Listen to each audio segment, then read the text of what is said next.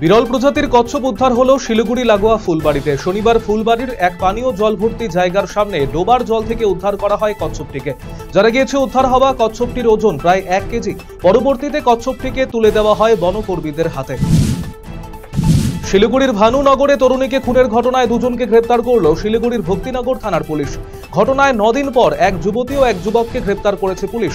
শুক্রবার রাতে দুজনকে গ্রেপ্তার করা হয়। শনিবার ধৃতদের জলপাইগুড়ি আদালতে তোলা হয়। এই ঘটনায় প্রাথমিকভাবে ত্রিকোণ প্রেমের সম্পর্ক রয়েছে বলে অনুমান তদন্তকারীদের। সেই ত্রিকোণ প্রেমের জেরে পুষ্পা ছেত্রী খুন হয়েছে বলে মনে করা হচ্ছে।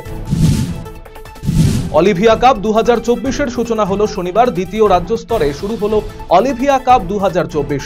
আয়োজনায় অলিভিয়া এনলাইটেন্ড ইংলিশ স্কুল ও West Bengal sports kickboxing association.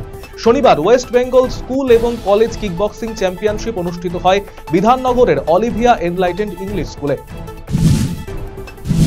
স্ত্রীর সোনা গয়না বন্ধক রেখে ঋণ ধার করে আলু লাগিয়ে মাথায় হাত চাষিদের। হাতির উপদ্রবে দুশ্চিন্তায় রয়েছেন চাষিরা। সন্ধ্যা নামলেই প্রায় 70 থেকে 80টি হাতির একটি দল জমিতে ঢুকে পড়ে। এরপর চলে তাণ্ডব।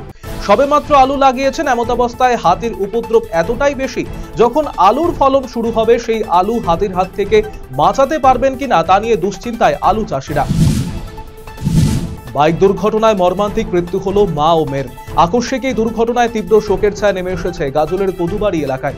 জানা গিয়েছে বছর 44-এর মৃত মহিলার নাম সুদীপ্তা রায়চৌধুরী, তার মেয়ের নাম সায়নী রায়চৌধুরী। দুর্ঘটনায় গুরুতর আহত হন তাদের আত্মীয় বাইক চালক কৌশিক ঘোষ। তার বাড়ি শিলিগুড়িতে। তাকে মালদা মেডিকেল কলেজ ও হাসপাতালে ভর্তি করানো হয়েছে। ট্যাব দুর্নীতি কেলেঙ্কারিতে উধাও পড়ুয়ার টাকা। ঘটনায় পুলিশের দ্বারস্থ উত্তর দিনাজপুর জেলার গোয়ালপুকুরের কিচকতলা হাইস্কুল কর্তৃপক্ষ। তরুণের স্বপ্ন প্রকল্পে উচ্চ মাধ্যমিক পরীক্ষার্থীদের পড়াশোনার সুবিধার্থে ট্যাবের টাকা দিয়ে থাকে রাজ্য সরকার। যদিও রাজ্য জুড়ে এই প্রকল্পে উঠে আসছে ভুয়ো পড়ুয়ার অভিযোগ। 300-র বেশি স্কুলে পড়ুয়াদের সঙ্গে ঘটেছে এহেন ঘটনা। পুকুরে মাছ চাষের জলকর নিয়ে বিরোধের ঘটনায় শাসক দলের কর্মীদের বাড়ি ভাঙচুর এবং আগুন ধরিয়ে দেওয়ার অভিযোগ উঠল বিজেপির বিরুদ্ধে। ঘটনায় আক্রান্ত 6 তৃণমূল কর্মী। ঘটনায় উত্তেজনা মালদার রতুয়ার আড়াইডাঙ্গা গ্রাম পঞ্চায়েতের পুকুরিয়া থানার বিনপাড়া এলাকায়। এই ঘটনায় অভিযোগের আঙুল উঠেছে স্থানীয় নিমাই চৌধুরী, সনাতন চৌধুরী সহ 8 জন বিজেপি কর্মীর বিরুদ্ধে। এক্ষেত্রে বিজেপির হামলার অভিযোগ একেবারে অযৌক্তিক বলে দাবি বিজেপি নেতৃত্বের। রাস্তার কাজে অনিয়মের অভিযোগ এনে ক্ষোভের সঞ্চার হয়েছে এলাকাবাসীদের মধ্যে। ঘটনাটি ঘটেছে মালদার হরিশ্চন্দ্রপুর সদর এলাকায়। শহীদ মোড় থেকে হাসপাতাল পর্যন্ত প্রায় 1 কিলোমিটার রাস্তা সংস্কার করা হচ্ছে। 2 দফায় রাস্তা সংস্কারের জন্য বরাদ্দ হয়েছে 1 কোটি টাকা। দুর্নীতির অভিযোগ আসতে এদিন জেলা শাসকের নির্দেশে কাজ খতিয়ে দেখতে আসেন প্রশাসনিক আধিকারিকরা। এলাকাবাসীদের দাবি মেনে উচ্চ বাতিস্তম্ভের শিলান্যাস করা হলো মালদার চাঁচল 1 নম্বর ব্লকের ভগবানপুর পঞ্চায়েতের চারালু গ্রামে। এলাকার কবরস্থানে বসানো হয়েছে এই উচ্চ বাতিস্তম্ভটি। এদিন এই শিলান্যাস কর্মসূচিতে উপস্থিত ছিলেন নস্য শেখ উন্নয়ন পর্ষদ মালদা জেলা সহসভাপতি শাহজাহান আলী, ব্লক কমিটির সদস্য আমিনুল হক সহ অন্যান্যরা। বাড়ির পাশের পুকুর থেকে উদ্ধার এক ব্যক্তির মৃতদেহ।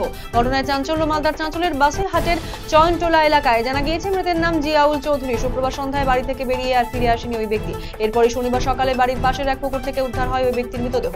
যদিও তার সঙ্গে থাকা সাইকেল আর মোবাইল পাওয়া যায়নি। তবে পুকুর থেকে দেহ তোলার পর দেখা যায় মাথা পেছনে ভারী আঘাতের চিহ্ন রয়েছে। গোটা ঘটনা তদন্তে নেমেছে খড়বাফাঁড়ি এবং চাঁচল থানার পুলিশ। এবারে মর্মান্তিক দুর্ঘটনার বলি এক যুবক। ট্রাক ও দেওয়ালের মাঝে চাপা পড়ে মৃত্যু হলো শ্রমিকের। মালদায় মানিকচক ব্লকের নারায়ণপুর এলাকার ঘটনা। জানা গিয়েছে পাথর বোঝাই লরি খালি করতে গিয়ে লরি ও একটি বাড়ির মাঝে চাপা পড়ে যায় জামিল শেখ নামের এক শ্রমিক। তড়িঘড়ি বাড়ির দেওয়াল ভেঙে শ্রমিককে উদ্ধার করে মানিকচক হাসপাতালে নিয়ে গেলে কর্তব্যরত চিকিৎসক মৃত বলে ঘোষণা করেন। ঘটনার খবর পেয়ে তড়িঘড়ি ঘটনাস্থলে আসে মানিকচক থানার পুলিশ।